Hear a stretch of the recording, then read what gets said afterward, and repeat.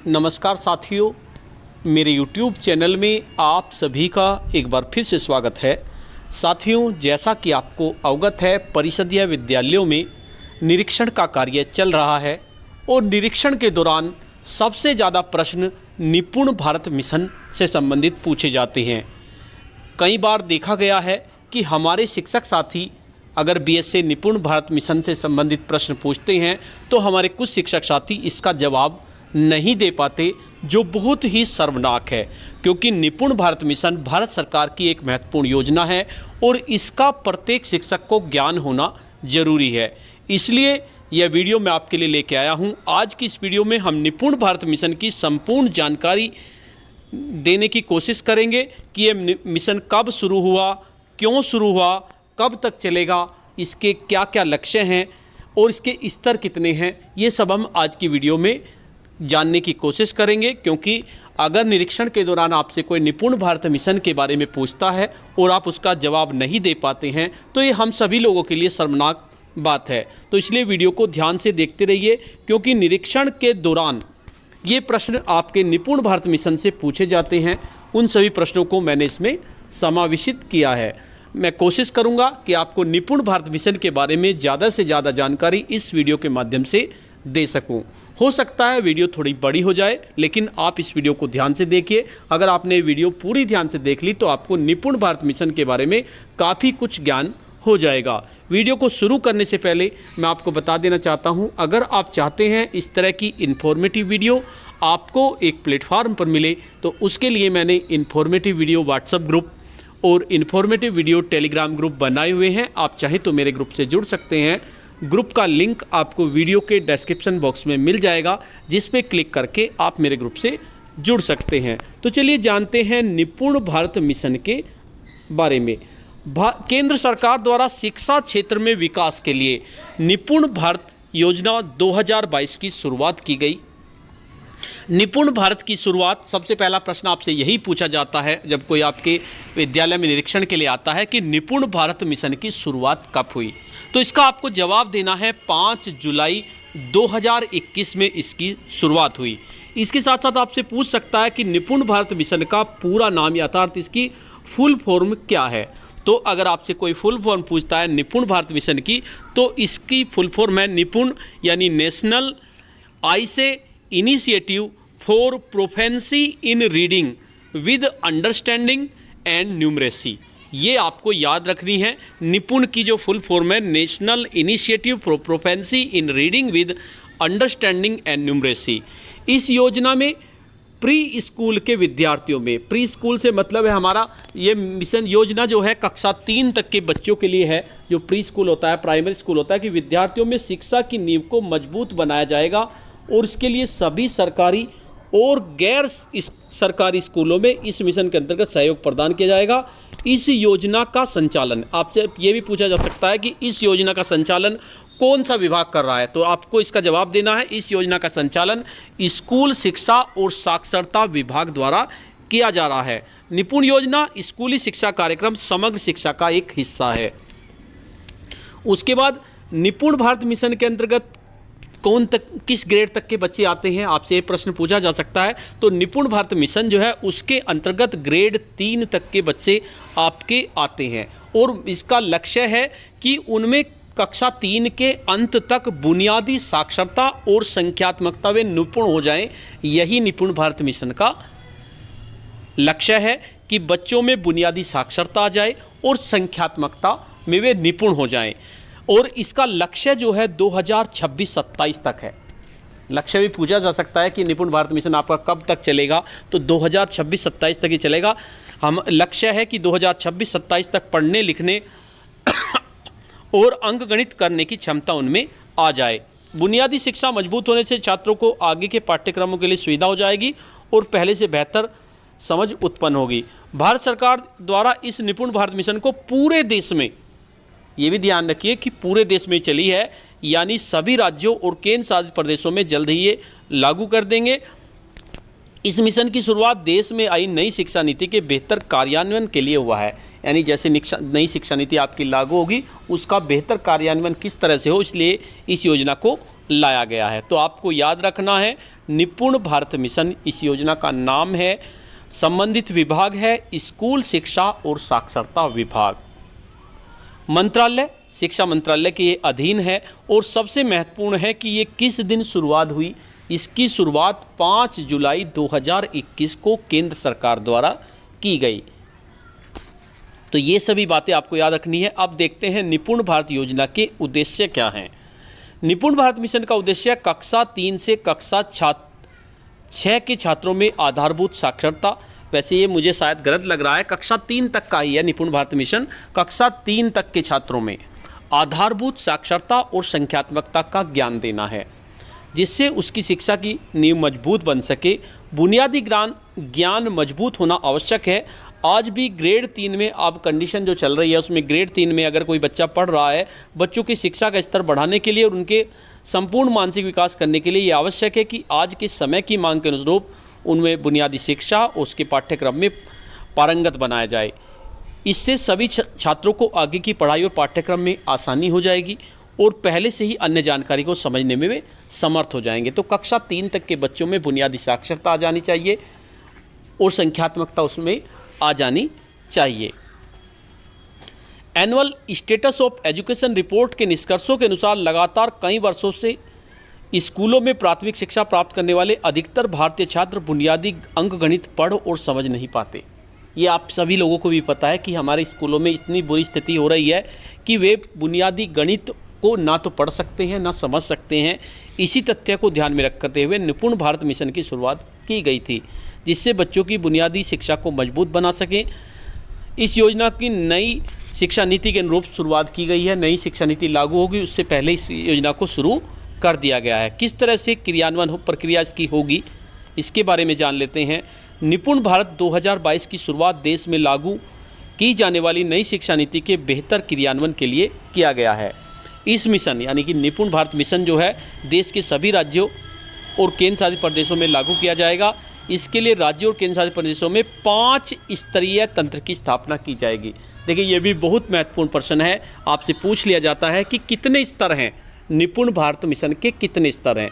तो आपको इसका जवाब देना है, निपुण भारत मिशन के 5 स्तर हैं। राष्ट्रीय स्तर, राज्य, पहले राष्ट्रीय, फिर राज्य, फिर जिला, फिर ब्लॉक और स्कूल स्तर पर इसका संचालन होगा। अब देखिए आगे देखते हैं हम। इस मिशन के अंतर्गत 3 से 9 वर्ष के बच्चों की शिक्षा पर ध्यान दिया जाएगा। कक्षा 3 के जो बाल वाटिका में हैं, बाल वाटिका के, कक्षा 1 के, कक्षा 2 के और कक्षा 3 के, और उनकी उम्र होगी 3 से 9 वर्ष। ये भी पूछ लिया जाता है कि निपुण भारत मिशन में कौन सी उम्र के बच्चों को लिया गया है, तो 3 से 9 वर्ष, ये भी आपको ध्यान रखना है। इस मिशन के अंतर्गत वर्ष 2026-27 तक का लक्ष्य रखा गया है, ये आपको ध्यान रखना है। लक्ष्य जो है 2026-27 है। और इसके अंतर्गत क्या क्या है, प्री स्कूल 1, प्री स्कूल 2 और प्री स्कूल 3, यानी बाल वाटिका के बाद ग्रेड 1, 2 और ग्रेड 3 की कक्षाएं होंगी। इन छात्रों को इन कक्षाओं के दौरान भाषा और गणित का बेहतर ज्ञान दिया जाएगा। अब इसकी भूमिका के बारे में जान लेते हैं इस मिशन की। इस मिशन के तहत मूलभूत शिक्षा पर ध्यान दिया जाएगा। विद्यार्थियों को बेहतर बेसिक प्राथमिक शिक्षा प्रदान करके 2021-22 के लिए तैयार किया जाएगा। इस योजना के लिए मिशन की रणनीति और दस्तावेज को तैयार किए जाने के लिए साथ साथ स्कूल शिक्षा और साक्षरता विभाग शिक्षा मंत्रालय के रूप में कार्य करेगा। इसके अतिरिक्त मिशन निदेशक और एजेंसी की अध्यक्षता में राष्ट्रीय स्तर पर क्रियान्वयन किया जाएगा। नेशनल प्रशासनिक संचरण किस तरह से होगा, 5 स्तरों पर इसका प्रशासनिक संचरण होगा, जो स्तर आपके बताए गए हैं। पहला स्तर है हमारा नेशनल लेवल मिशन यानी राष्ट्रीय स्तर। राष्ट्रीय स्तर पर आयोजित किया जाएगा। इसका संचालन स्कूल शिक्षा और साक्षरता विभाग द्वारा किया जाएगा। इसके अंतर्गत बच्चों को learning gaps assessment, learning strategy documents बनाने, लर्निंग मैट्रिक्स तैयार करने जैसे कार्य किए जाएंगे। ये आपका होगा राष्ट्रीय स्तर। दूसरा स्तर आता है स्टेट लेवल मिशन। इसे राज्य स्तर पर आयोजित किया जाएगा। इस स्तर का संचालन की जिम्मेदारी स्कूल शिक्षा विभाग की होगी और इसके लिए स्टेट रिपेयरिंग समिति का गठन किया जाएगा और राज्य स्तर द्वारा कार्यान्वयन राज्य के सेक्रेटरी हेड द्वारा किया जाएगा। इस योजना का तीसरा स्तर है डिस्ट्रिक्ट मिशन। यानी जिला स्तर पर क्या क्या होगा। इस योजना को डिस्ट्रिक्ट लेवल पर संचालित किया जाएगा। इसका संचालन डिप्टी मजिस्ट्रेट और डिप्टी कमिश्नर करेंगे। जिला स्तर पर इस योजना को तैयार करने के लिए जिला शिक्षा ऑफिसर, कमेटी के सदस्य सीईओ, डिस्ट्रिक्ट अफसर ऑफ हेल्थ आदि सदस्य बनाए जाते हैं। उसके बाद चौथा स्तर है इसका ब्लॉक क्लस्टर मिशन, यानी ब्लॉक स्तर है। इस स्तर पर मिशन के कार्यान्वयन ब्लॉक लेवल पर होता है। इस स्तर पर मिशन का संचालन करने और साथ ही इसकी निगरानी करने की जिम्मेदारी एजुकेशन ऑफिसर, जो आपके बीईओ हैं, और ब्लॉक रिसोर्सेज पर्सन यानी कि जो आपकी एआरपी हैं, उनकी इसकी जिम्मेदारी है। और इसका पांचवा स्तर है स्कूल मैनेजमेंट कमेटी और कम्युनिटी पार्टिसिपेशन। इस मिशन का संचालन स्कूल और कम्युनिटी लेवल पर किया जाएगा। देश भर में शिक्षा अभियान से संबंधित जागरूकता फैलाने का कार्य इस मिशन के माध्यम से किया जाएगा। साथ ही मिशन के अंतर्गत स्कूल मैनेजमेंट शिक्षकों और अभिभावकों के द्वारा भी योगदान दिया जाएगा। इससे बच्चों की शिक्षा में सुधार लाने के लिए सभी को इस मिशन के माध्यम से जागरूक किया जाएगा। तो आपको याद रखना है, इसको 5 स्तरों में डिवाइड किया गया है, ये भी आपको बहुत ध्यान रखना है। अब बात करते हैं बजट की। हालांकि बजट से संबंधित प्रश्न नहीं पूछे जाते, लेकिन पता होना चाहिए। केंद्र सरकार द्वारा निपुण भारत मिशन की शुरुआत 2020 में लाई गई नई शिक्षा नीति के सफलतापूर्वक कार्यान्वयन हेतु की गई है। केंद्र सरकार ने इसके लिए अच्छा खास बजट जारी किया है। जानकारी के बता दें कि निपुण भारत मिशन के सफलतापूर्वक क्रियान्वयन हेतु वर्ष 2021-22 के लिए राज्य और केंद्र शासित प्रदेशों को देश भर में समग्र शिक्षा योजना के तहत 2688.18 करोड़ रुपए प्रदान करने की मंजूरी दी गई है। अभी सरकार का लक्ष्य इसे 2022-26-27 तक पूरे करने का है। तो बजट से संबंधित नहीं आते, लेकिन आपको लक्ष्य पता होना चाहिए कब तक इसका लक्ष्य है। 2026-27 तक इसका लक्ष्य है। अब थोड़ा जान लेते हैं कि बुनियादी साक्षरता, मैंने आपको बताया कि मिशन का लक्ष्य है कि बुनियादी साक्षरता और संख्यात्मकता बच्चों में आ जाए। आखिर ये बुनियादी साक्षरता और संख्यात्मकता होती क्या है। निपुण भारत मिशन के तहत सभी सरकारी और गैर सरकारी स्कूलों में बुनियादी शिक्षा को बेहतर और गुणवत्ता बनाया जाए, जिससे सभी छात्र और छात्राओं को भाषा और संख्यात्मक ज्ञान प्राप्त होगा। आखिर ये आधारभूत साक्षरता और संख्यात्मकता है क्या, इसको हम ऐसे समझ सकते हैं। दरअसल बुनियादी साक्षरता वो योग्यता है जिसके माध्यम से विद्यार्थी पढ़ने, लिखने, बोलने और व्याख्या करने में सक्षम होता है। वहीं मूलभूत संख्यात्मकता विधियों और विश्लेषण का उपयोग करके दिन प्रतिदिन की समस्याओं को हल करने की क्षमता है। इसी ज्ञान के आधार पर विद्यार्थी आगे की शिक्षा को ग्रहण कर सकता है। ये बुनियादी ज्ञान मुख्यतः बच्चों को ग्रेड 3 तक प्राप्त करना होता है। ग्रेड 3 तक ये बुनियादी ज्ञान बच्चों में आ जाना चाहिए। शिक्षा मंत्रालय द्वारा इसी तथ्य को ध्यान में रखते हुए कक्षा 3 तक के विद्यार्थियों के लिए निपुण भारत के अंतर्गत बुनियादी शिक्षा की नींव मजबूत करने का प्रावधान किया गया है। अब आधारभूत साक्षरता और संख्यात्मकता के कितने प्रकार हैं, इसको हम समझने की कोशिश करेंगे। सबसे पहले मूलभूत साक्षरता, मूलभूत भाषा और साक्षरता के बारे में जानते हैं। इसमें मौखिक पठन प्रवाह, ध्वन्यात्मक जागरूकता, लेवल, शब्दावली, रीडिंग कम्प्रिहेंशन, मौखिक भाषा का विकास, प्रिंट के बारे में अवधारणा, डिकोडिंग, कल्चर ऑफ रीडिंग। अब देखते हैं मूलभूत संख्यात्मकता और गणित कौशल में गणितीय तकनीक आ गई, पूर्व संख्या अवधारणाएं, आकार और स्थानिक समाज, मापन, number and operation on number, pattern, ये सब इसमें के अंतर्गत आ गया। अब एक प्रश्न और बनता है कि निपुण भारत मिशन के कितने भाग हैं। केवल आपको याद रखना है कि भाग कितने हैं, उनको सभी को याद करने की जरूरत नहीं है। हालांकि मैं आपको इस वीडियो के माध्यम से बता दूंगा, लेकिन निपुण भारत योजना को सरकार द्वारा 17 भागों में विभाजित किया गया है। आपको याद रखना है, क्योंकि इससे संबंधित प्रश्न पूछ लिया जाता है। ये भाग कुछ इस प्रकार हैं। क्या क्या भाग है मैं आपको बता देता हूँ। वैसे आपको केवल इतना याद रखने की जरूरत है कि 17 भाग हैं ये।